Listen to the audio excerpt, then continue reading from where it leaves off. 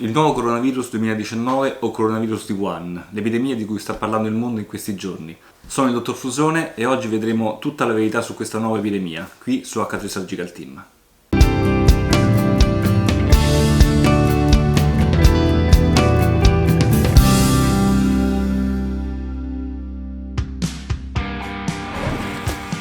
Innanzitutto, che cos'è un coronavirus? Coronavirus è in realtà una famiglia di più virus, in particolare si chiama la famiglia dei coronaviride, che comprendono banalmente i virus influenzali, quindi molti dei virus influenzali stagionali che vediamo tutte le stagioni, tutti gli anni, sono dei coronavirus. E sono dei coronavirus anche molti virus del raffreddore, circa un 20-30% dei virus del raffreddore sono dei virus appartenenti alla famiglia dei coronavirus. Il virus in questione si chiama 2019 nCoV, che è un nome provvisorio, oppure coronavirus di Wuhan, e sembra essere a carattere zoonotico. Che cosa vuol dire? Vuol dire che secondo le teorie più accreditate sembra essersi mutato a partire da un virus animale. Un virus in cui il principale serbatoio sembra essere i serpenti o i pipistrelli. Perché un virus animale si trasmette all'uomo? Per un fenomeno chiamato spillover, in cui questo virus muta continuamente, muta il suo assetto genetico e casualmente alcuni ceppi virali riescono a infettare anche l'uomo, quindi hanno delle mutazioni casuali che lo rendono capace di sopravvivere anche all'interno dell'organismo umano. E non è la prima volta che succede questo meccanismo, infatti è successo anche per altri virus. Per esempio è successo per il virus dell'HIV, che derivava da un virus della scimmia negli anni 80, è successo per il virus dell'influenza aviaria dagli uccelli, è successo per il virus SARS-CoV, che è un altro coronavirus, nel 2002 a partire dagli zibetti, che è una specie di scimmia, ed è successo per la MERS-CoV nel 2012, che è un altro tipo di coronavirus, quindi non è la prima volta che un coronavirus passa da un animale all'uomo e anche da animali diversi. Abbiamo visto scimmie, pipistrelli, serpenti, non è importante l'animale di partenza. L'importante è che può succedere una cosa del genere, quindi può succedere che un virus muta a partenza da un animale e può infettare anche l'uomo. Qual è la storia di questa infezione? Al principio sembra che proprio per questo meccanismo di mutazione il virus sia passato da animale all'uomo all'interno del mercato della città di Wuhan in Cina.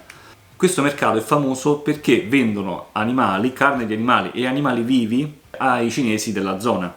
E visto che in Cina è molto comune mangiare animali che noi consideriamo esotici come pipistrelli e serpenti, è possibile che questo virus abbia mutato dagli animali all'uomo, quindi i mercanti che lavoravano in questo mercato sembrano essere i primi che hanno contratto il virus e che hanno quindi infettato altre persone, perché ovviamente sappiamo che un mercato è una zona molto affollata. Insomma, alcune zone della Cina non sono proprio famosissime per avere degli standard igienico-sanitari altissimi e quindi è possibile che da qui sia iniziato tutto.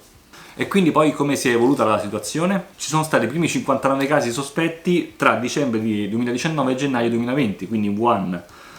Però un terzo di questi primi pazienti aveva delle patologie croniche pregresse, come diabete mellito oppure cardiopatie. La situazione poi è andata aumentando in maniera esponenziale e su questo le autorità cinesi hanno avuto delle defiance, delle grosse defiance, un po' perché il Partito Comunista Cinese sembra che abbia insabbiato inizialmente l'infezione, l'abbiamo comunque minimizzata o l'abbia minimizzata.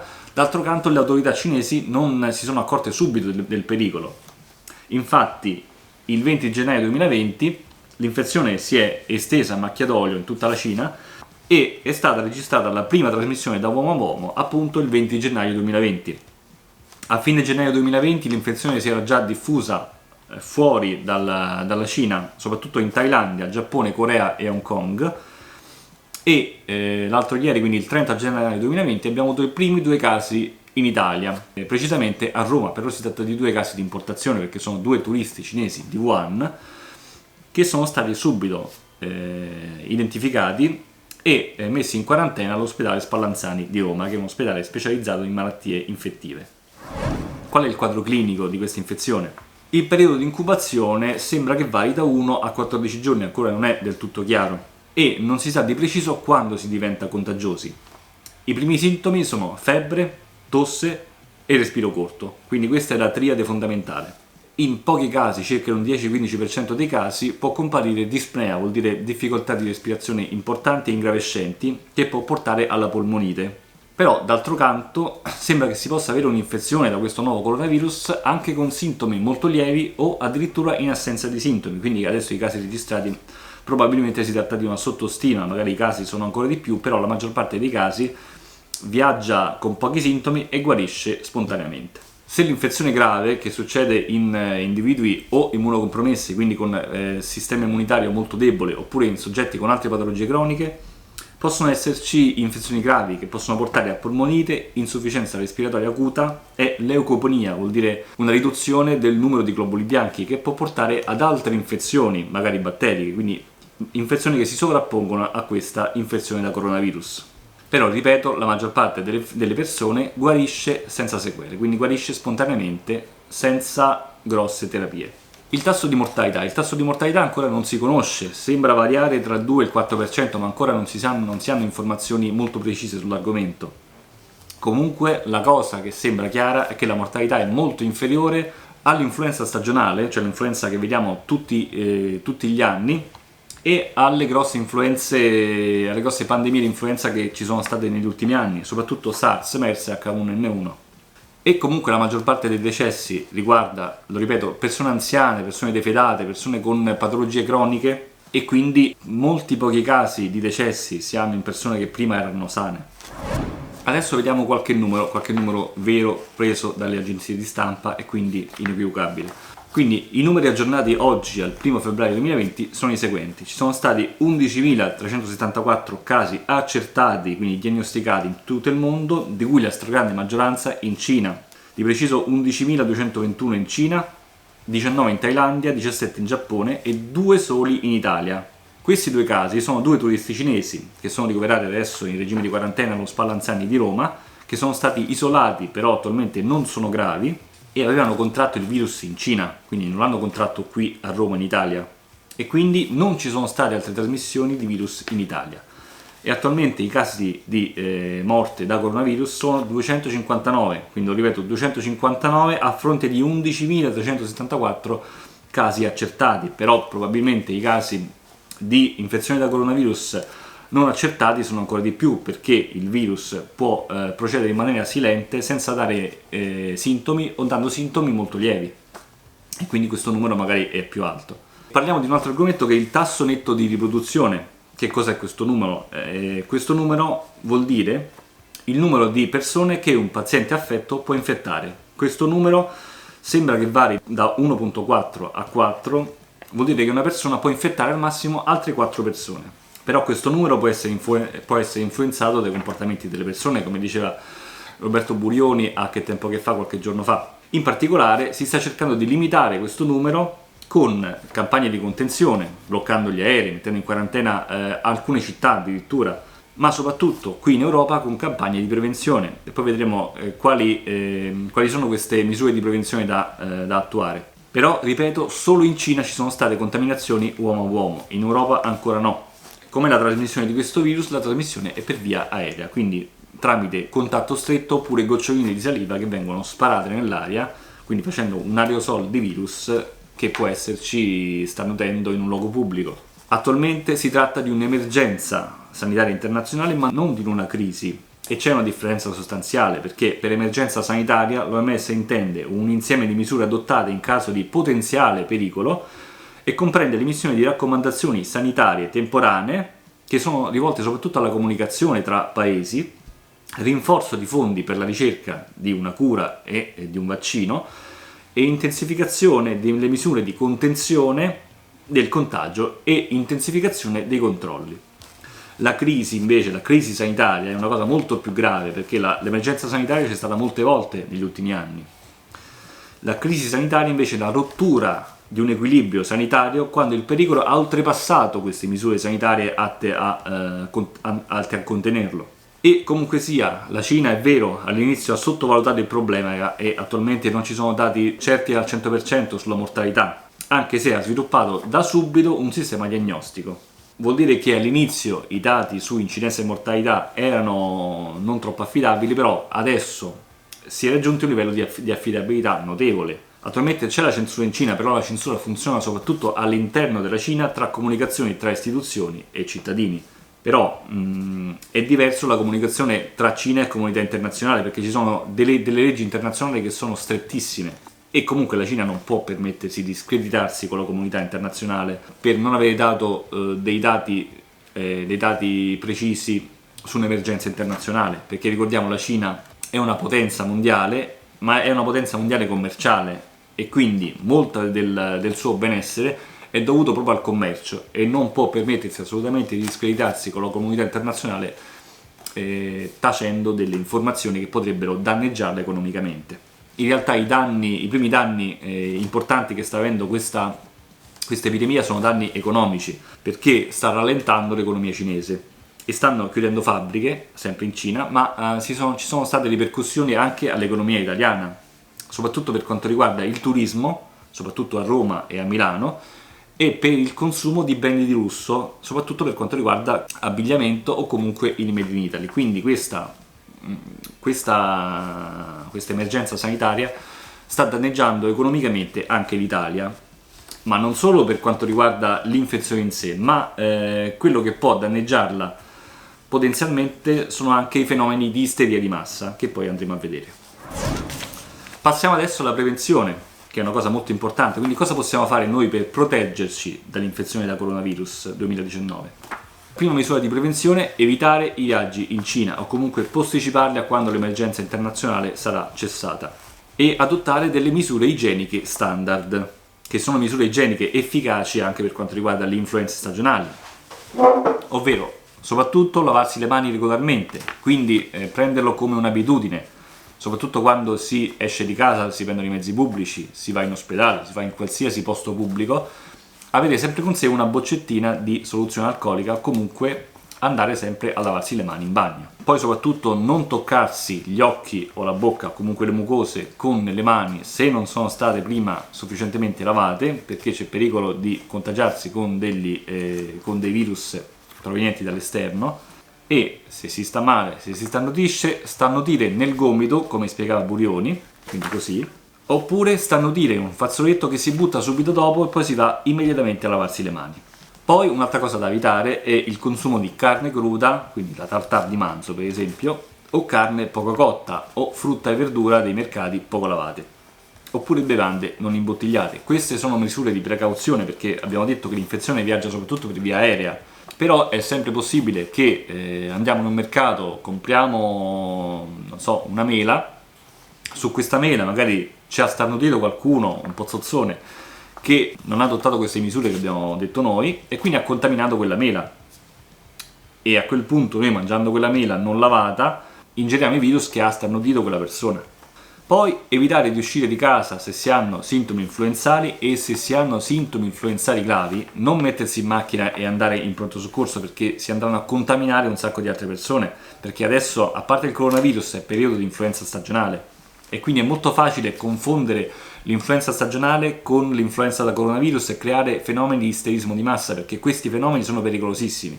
Quindi se si hanno sintomi importanti dovuti all'influenza, per esempio se si ha una dispnea, se si respira male, se si ha la febbre molto alta, si chiama il 118 e si fa in modo di essere accompagnati in ambulanza in ospedale e non andare nelle sale d'aspetto di pronto soccorso, se no diventa un lazzaretto. Poi volevo fare un discorso di prevenzione sulle mascherine che adesso vanno a ruba nelle farmacie. Ci sono sostanzialmente 3 tipi di mascherina e su questo devo ringraziare una nostra follower su Facebook che ci ha spiegato chiaramente quali sono i tipi di mascherina chirurgica che sono esistenti in commercio. I primi tipi di mascherina sono le mascherine igieniche, che sono le mascherine che si mettono per esempio gli operai quando vanno a lavorare su prodotti di fino, per esempio nell'industria tecnologica si mettono le mascherine per proteggere il prodotto su cui lavora. Sono delle mascherine che assolutamente non proteggono per niente e sono delle mascherine che nella maggior parte dei casi non hanno il marchio CE. Quindi questo tipo di mascherine non compratele, che sono inutili. Secondo tipo di mascherine, le mascherine chirurgiche. Queste mascherine sono a marchio CE, devono essere a marchio CE, e ci sono vari tipi di queste mascherine chirurgiche, possono essere a 2, 3, 4 strati. Allora, queste mascherine, attenzione, perché non proteggono contro polveri e aerosol, non rappresentano una valida difesa contro virus influenzali e vanno sostituite ogni 3 ore. Però quali sono i vantaggi di queste mascherine? Sono i vantaggi che riducono il rischio di contagio se indossati da una persona malata, quindi da una persona con sintomi influenzali. Limita il numero di microrganismi immessi nell'ambiente, per esempio con uno starnuto, e può proteggere in alcuni casi una persona sana che si occupa di queste persone malate dall'arrivo di materiale infetto. Quindi l'uso di queste mascherine, in particolare le mascherine di tipo 2 e 2R, è raccomandato per le persone affette dal virus, per esempio quando vanno in un luogo all'aperto, per esempio in una stazione, in un pronto soccorso, in una sala d'aspetto, eccetera. E invece per le persone sane l'impiego di queste mascherine chirurgiche è raccomandato per quelli che si prendono cura dei malati con sospetta sindrome influenzale, quindi per il personale sanitario oppure per i familiari. Non è dimostrato che l'uso di mascherine chirurgiche da parte delle persone sane nelle normali attività riduca la trasmissione del virus, quindi non ha senso andare in giro con queste mascherine chirurgiche tutto il tempo se non vi prendete cura a tempo pieno di una persona malata. Terzo tipo di mascherina, il respiratore. Il respiratore è l'unica maschera in grado di garantire, se ha dei filtri adeguati, la protezione contro i virus influenzali, incluso il coronavirus. Soprattutto le maschere filtranti facciali antipolvere e i filtranti facciali di tipo FFP2, FFP3 o N95 secondo la classificazione americana. Quindi questo è il tipo di mascherina più efficace, più elaborato, ma anche ovviamente più costoso e riservato agli operatori sanitari. È l'unico tipo di mascherina che può proteggerci al 92-98% contro la diffusione del coronavirus. Le altre mascherine riducono un po' l'accesso di virus, ma non sono sicure al 100% e comunque devono essere cambiate ogni 3 ore e devono essere usate con cognizione di causa. Quindi non ha senso indossare una mascherina, starnutirci dentro, poi toglierla dopo 8 ore e fare finta di non aver contaminato nessuno, perché se con quella mascherina abbiamo starnutito in faccia a qualcuno, un po' di materiale, un po' di virus possono essere passati attraverso i filtri e possiamo aver contaminato qualcuno. Quindi usiamo una mascherina chirurgica a 4 strati di tipo 2 o 2R con cognizione di causa se siamo malati o se stiamo soccorrendo una persona malata.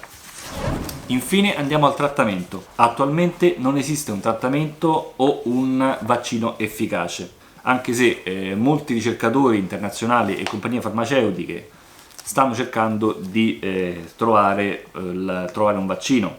Sembra che il team di un ricercatore di Hong Kong, il professor Yuen, abbia creato in vitro un vaccino virale inattivo, è una notizia degli ultimi secondi, partendo dai virus influenzali, però è stato creato un virus in vitro, quindi non è stato testato né sugli animali né sull'uomo. Questa commercializzazione è un processo lento.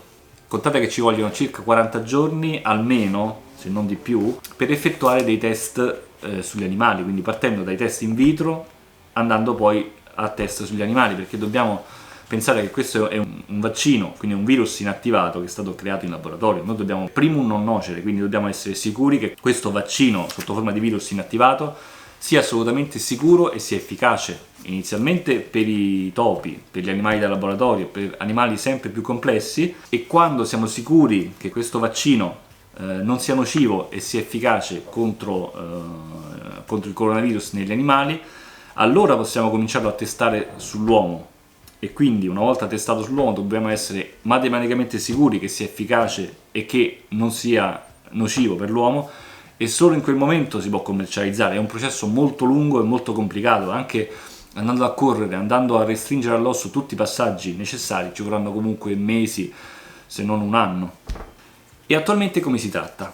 Nella maggior parte dei casi è sufficiente un monitoraggio intensivo e importante, cioè monitorare le funzioni vitali dei casi più gravi, monitorare la saturimetria, vedere se quella persona respira bene, fare in modo che non si infetti con altri virus o batteri che circolano in questo periodo, e fare una terapia sintomatica con supporto delle funzioni vitali. Che cosa vuol dire? Vuol dire dargli degli antipiretici se hanno la febbre, magari dei farmaci antinfiammatori per farli respirare meglio, dei farmaci steroidei per in caso di magari polmonite, e comunque ogni preside in grado di supportare le funzioni vitali, quindi di contromisure sintomatiche contro quei sintomi dovuti al tipo di influenza, che sono comunque le stesse misure che noi mettiamo in atto contro i casi di influenza grave in ospedale. E nei casi più gravi, quindi ripeto, i casi più gravi sono persone che hanno già delle patologie di base, possiamo attuare il ricovero in un'unità di terapia intensiva, dove sono monitorati molto più efficacemente, sono trattati in maniera intensiva o subintensiva, addirittura arrivando magari all'intubazione e alla respirazione forzata nei casi molto gravi. Quindi, ripeto, solo terapia sintomatica, e comunque adesso le terapie asintomatiche si sono rivelate efficaci. Infatti i casi di mortalità ci sono stati solo in Cina e solo in ospedali molto periferici, ed erano comunque, la stragrande maggioranza delle persone decedute per coronavirus 2019 erano persone già malate, quindi persone già malate che non sono state trattate adeguatamente. Dobbiamo fare attenzione soprattutto agli anziani e alle persone con delle patologie, quindi queste sono le persone da proteggere: anziani, bambini e persone con patologie croniche. Queste sono le persone che dobbiamo assolutamente proteggere da questo tipo di virus e dai virus influenzali in genere. Per concludere, andiamo a sfatare alcuni miti che circolano attorno al coronavirus 2019. Allora, primo fra tutti, non è vero che il virus è stato creato appositamente in laboratorio dai militari russi. Questa è una teoria cospirazionista e non è stato tantomeno brevettato. L'idea del brevetto, cioè la fake news del brevetto, è nata in realtà dal fatto che il brevetto esiste, ma il brevetto relativo al coronavirus che ha fatto l'epidemia di SARS nel 2002, quindi un altro coronavirus è quello brevettato. E il genoma del coronavirus 2019 è stato sequenziato in realtà, quindi noi sappiamo tutto quanto il corredo genetico di questo virus, ed è stato messo a disposizione della comunità scientifica internazionale da ricercatori cinesi. Quindi non è vero che il governo cinese sta bloccando tutte le informazioni, cioè addirittura i ricercatori cinesi hanno sequenziato l'intero genoma del coronavirus di Wuhan 2019 e l'hanno messo a disposizione gratuitamente della comunità scientifica. Un'altra fake news è quello che un certo Raul Rodolfo Abduz Khan è stato l'inventore del coronavirus 2019. Questa pure è una fake news, e questo coronavirus, come ho già spiegato, non ha un inventore, non ha un professore pazzo che si mette lì a inventare virus mortali come se fosse un cattivo della Marvel. No, questo è stato un virus che probabilmente è stato mutato da un virus che infetta normalmente animali, che siano serpenti, che siano uccelli, che siano pipistrelli, e quindi non è stato creato in laboratorio e non ha un inventore e non ha un brevetto. Seconda fake news: il cibo non è un veicolo di trasmissione originaria. Facciamo delle precisazioni: si trasmette principalmente per via aerea, può essere trasmesso, come abbiamo detto, da cibo non lavato che è a disposizione del pubblico, per esempio nei mercati, però il cibo non è il veicolo di trasmissione principale. Il veicolo di trasmissione principale è la via aerea, quindi sono le secrezioni inalate nell'ambiente. Come abbiamo detto, bisogna sempre fare attenzione al cibo, ma perché il cibo può essere un veicolo di contaminazione appunto per via aerea. Quindi il cibo cotto, il sushi nei ristoranti giapponesi di un certo livello, oppure nei ristoranti cinesi, il cibo cotto comunque è sicuro, quindi non ha senso andare a discriminare una persona cinese che incontriamo per strada, oppure non andare più al ristorante cinese, non andare più nelle attività commerciali dei cinesi, perché questo diventa una ghettizzazione e diventa un'isteria di massa. Quindi evitiamo la ghettizzazione, evitiamo la discriminazione di persone cinesi o comunque contratti asiatici, ma informiamoci sempre dalle agenzie di stampa, dai veicoli ufficiali, soprattutto da quelli che vi lascio in descrizione, dall'OMS, dalla CDC americana, dal Ministero della Salute italiana. Non andiamo appresso alle fake news che girano in questo momento, perché sono pericolosissime. Poi circolano molte bufale, ho visto anche molti video per esempio quel video famoso che circola su Facebook dell'italiano in Cina che dice che ha visto Wuhan blindata. Wuhan è blindata e questa è una misura molto importante che è stata attuata dal governo cinese, una misura estrema di mettere in quarantena tutta la città di Wuhan, quindi 50 milioni di persone. La città è vero che è in quarantena, però questo signore dice anche che ha saputo che c'è un laboratorio di Wuhan dove è stato brevettato il virus, dove è stato il primo caso di un ricercatore che stava lavorando a questo virus e che si è infettato per primo. No, lui ha avuto magari delle voci di corridoio, questo è il tipo più basso di informazione possibile, quindi ogni tipo di informazione deve essere verificata, altrimenti saremo tutti quanti geni, tutti quanti virologi. Per questo che esistono i medici, se no qualsiasi persona si curerebbe da sola. Quindi noi dobbiamo andare a filtrare le informazioni che riceviamo, dobbiamo andare a vedere la fonte, quindi chi è che ha scritto quell'articolo, quella testata giornalistica è una testata affidabile o è una testata che dà retta alle voci di corridoio, perché la voce di corridoio, ripeto, è la forma più bassa di informazione, quindi è solo un pettegolezzo, non è un'informazione. E poi sulle mascherine chirurgiche ho scritto nel post di ieri che non basta una mascherina per proteggersi, quindi il discorso l'abbiamo già affrontato, non basta una mascherina normale, una mascherina sanitaria, serve almeno una mascherina chirurgica con 4 strati, quindi di tipo 2 o 2R, e solo in casi selezionati. Quindi se andate in farmacia a comprare una mascherina chirurgica, queste mascherine devono avere obbligatoriamente il marchio CE e devono essere indossate o da personale sanitario che assiste i malati oppure da persone malate che viaggiano in pubblico, anche se non dovrebbero farlo. Poi vabbè, senza neanche starne a parlare, dicono che assumere aceto, acqua salata, steroidi o alcol basta per proteggersi dal contagio. Questa in realtà non so neanche da dove è derivata questa fake news, ma assolutamente non ha nessun fondamento scientifico, quindi è inutile andarsi a fare del male con l'aceto, con l'acqua salata o ubriacarsi per proteggersi dal contagio, non ha nessun senso. L'alcol protegge dal contagio nella misura in cui noi usiamo soluzioni alcoliche per lavarci le mani. In realtà la cosa migliore da fare è andare a lavarsi le mani bene in bagno, però se non abbiamo dei bagni a disposizione andiamo in farmacia e ci compriamo le boccette di soluzione disinfettante e quelle bastano, perché quelle sono battericide e germicide. Ultima fake news, il microbioma protegge dal contagio, non protegge dal contagio perché cos'è il microbioma? Sono dei batteri intestinali che fanno parte della flora batterica residente. Esiste un microbioma anche a livello orofaringeo, sempre di batteri residenti, quindi batteri che stanno lì, che noi abbiamo anche in concentrazioni importanti a livello delle vie aeree, delle orecchie e dei bronchi e del tratto gastroenterico. Questo è un microbioma importantissimo per l'equilibrio dell'organismo, per la digestione, per la respirazione, per la difesa contro altri batteri patogeni, però assolutamente questo microbioma non protegge dal contagio. Cos'è che protegge a livello fisiologico dal contagio? I linfociti NK e in generale il sistema immunitario. Quindi quello è il sistema immunitario che protegge dal contagio. Quindi noi un'altra cosa che possiamo fare per aumentare un po' le difese immunitarie è andare ad assumere degli integratori efficaci che vanno a rinforzare un po' le difese immunitarie, che possono essere un pochino abbassate in questo periodo dal freddo, da alcuni raffreddori, dal virus influenzale stagionale, e quindi esistono tutta una serie di integratori che qua non sto a elencare che possono rafforzare le nostre difese immunitarie. Quindi in sostanza questo è tutto quello che c'è adesso da sapere sul coronavirus, quindi sono informazioni accuratamente selezionate e prive di qualsivoglia sensazionalismo, scetticismo o fake news.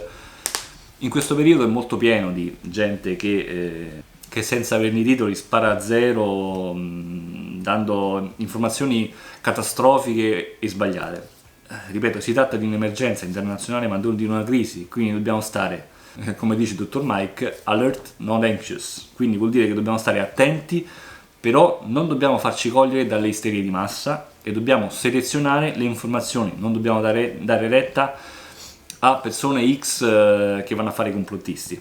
Quindi vi ho detto quali sono le principali notizie vere, le principali notizie false, e quindi adesso qua sotto nei commenti vi do anche una serie di link affidabili dai quali andare a prendere informazioni. Andate a prendere informazioni da questi siti, quindi soprattutto dalla CDC americana, il Center of Disease Control, dall'OMS, andate a prendere informazioni dal Ministero della Sanità, che comunque è molto attento a filtrare le informazioni. All'interno del Ministero esistono molte persone assolutamente qualificate che possono dare queste informazioni a carattere scientifico, e non andate a dar retta al primo fesso che passa, che vi dice che ha visto il cugino, che ha saputo da un amico che c'è un laboratorio cinese segreto dentro il quale si sviluppano i virus. Non date retta a queste voci di corridoio e non alimentate l'isteria di massa che purtroppo sta cominciando a propagarsi anche grazie ad alcune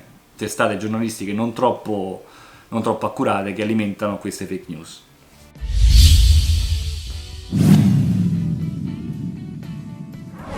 Quindi state con gli occhi aperti, adottate le misure di prevenzione che abbiamo detto, vaccinatevi contro l'influenza stagionale e non date retta a tutte queste fake news che girano. Da Federico è tutto e ci vediamo al prossimo video.